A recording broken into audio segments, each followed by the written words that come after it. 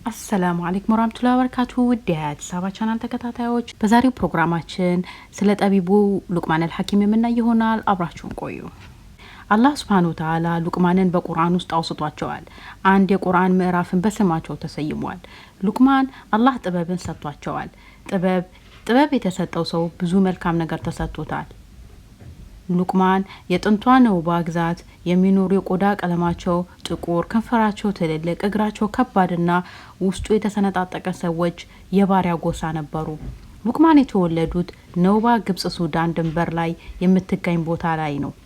ይቺ ግዛት በሀበሻ ስር እንደነበረች ይነገራል። ሉቅማን የተወለዱባት አፍሪካ አዝርዕትና አትክልቶች የሚበዙባት ስለሆነች እነዚህን ፍጥረታት በማስተዋል ተፈኮር እንደዛው ይበዛል። ሉቅማን በአፍሪካ አህጉር መካከል በደቡብ ግብጽ ነውባ የሚባል አካባቢ በሰፊው ለምለም ስፍራ እየቧረቀ አደገ።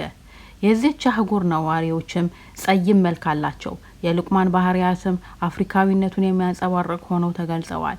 ስለ ሉቅማን ሲዘገብ ቆዳው ጥቁር፣ ከንፈሮቹ ትላልቅ፣ ጸጉሩ ቁጥርጥር እንደሆነ ተነግሯል። ቁመቱም አጭር ነበር።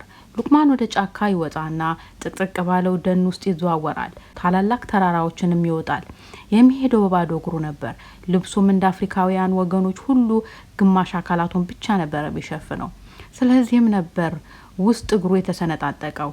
ከሚኖርበት አካባቢ አንጻር ሉቅማን ብርቱና ማንኛውም አደጋ ለመጋፈጥ ብቃት ያለው ሰው ሆነ። በተለይም አካባቢው በተለያዩ አደገኛ አውሬዎች የተሞላ ስለነበር እነዚህን አደገኛ አውሬዎች ለመቋቋም ድፍረትና ጀግንነት የግድ ያስፈልጋል። ሉቅማን የልጅነት እድሜው እንደጨረሰና ወደ ወጣትነት እድሜ ሲገባ የአላህን ፍጥረታት በመመልከት ያስተነትን ጀመር። በዙሪያው ያለውን ፍጥረት ዓለም በመመልከት ሉቅማን ከዚህ አስደናቂ ፍጥረት በስተጀርባ ታላቅና ችሎታው ከሰው ልጆች ችሎታ በላይ የሆነ ፈጣሪ አለ ብሎ ለማመን ቻለ። ሉቅማን አላህ የጠበቀው ባሪያው ነበር። ምንጊዜም የአላህን ፍጡር በመመልከት ስለ አላህ እያልነት ያስተነትናል። አላህን ወደደው፣ አላህም ወደደው። አላህ የወደደው ደግሞ ብዙ በጎ ነገሮችን ያገኛል። አማኝና ጥሩ የአላህ ባሪያ ሆኖ ሰላቱን ጠብቆ የሚሰግድና ወላጆቹን የሚታዘዝ አላህ ይወደዋል። ሉቅማን አላህ ስለወደዳቸው ጥበብን ሰጣቸው።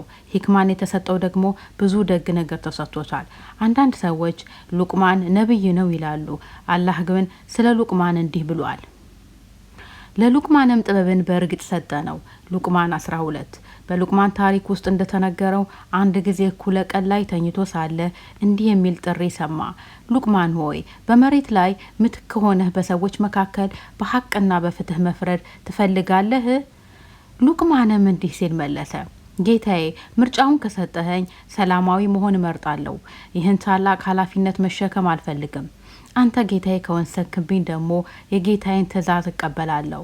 ምክንያቱም ጌታዬን ኃላፊነት ከሰጠኝ እሱ እንደሚረዳኝና እንደሚጠብቀኝ ስለማውቅ ነው። ሉቅማን ሌላ ጊዜ ተኝቶ ሲነሳ አላህ ሂክማውን ሰጥቶት ተነሳ። ጠቢብ ማለት ሰዎችን በመልካም ነገር የሚመክርና ወደ እሱም የሚመራ ነው። ሉቅማን ከመኝታው ከተነሳ ጀምሮ ለነገሮች ያለው አረዳድና አነጋገሩም ጭምር እየተቀየረ መምጣቱን ራሳቸውም አውቀውት ነበር። ልቦናውና ሩሁ የአላህን ፍጥረታት በመመልከት አላህን በማወደስ ላይ መሆኑ ተሰማው። ሉቅማን የአላህን ታላቅነት ባሰበ ቁጥር ሱጁድ ይወርድ ነበር። ሉቅማን አስቸጋሪ ተሞክሮ ውስጥ ገብቶ ነበር። በጫካ ውስጥ የአላህን ፍጥረታት እየተመለከተና ታላቅነቱን እያስተነተነ በሀሳቡ ተጉዞ ሲዘዋወር ሰዎችን እያፈኑ ለባሪያ ገበያ የሚያቀርቡ ሽፍታዎች በታላላቅ ዛፎች ስር ተደብቀው ሉቅማንን በድንገት ከበው በመያዝ ዩሱፍ አለይሂ ሰላም በባሪያ ገበያ እንደተሸጠ ሁሉ ሉቅማንንም ባሪያው ነው ብለው ሸጡት። ከዚያን ጊዜ ጀምሮ ሉቅማን ነጻነቱን አጥቶ ያለቃው ታዛዥ ብቻ ሆነ።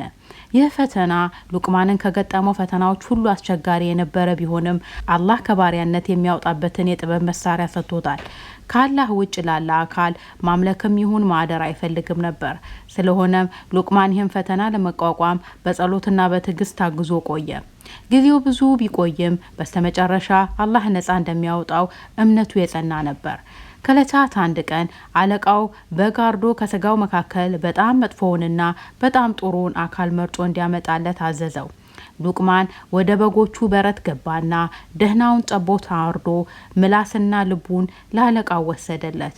አለቃው በመገረም ፈገግ እያለ ይህ ምንድነው ሉቅማን አለው።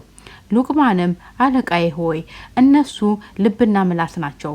በሰው ውስጥ ያሉት በጣም መጥፎና በጣም ጥሩ ነገሮች እነዚህ ሁለት ነገሮች ናቸው አለው። ውድ አድማጮቻችን የሉቅማን አልሐኪምን ታሪክ ሰፋ ባለ መልኩ ወደፊት ይዘን የምንመጣ መሆኑን እያሳወቅን ለዛሬ እዚህ ጋር እናጠናቅቃለን። በተመሳሳይ ፕሮግራም እስከምንገናኝ አራህማን ሰላም ከእናንተ ጋር ይሁን።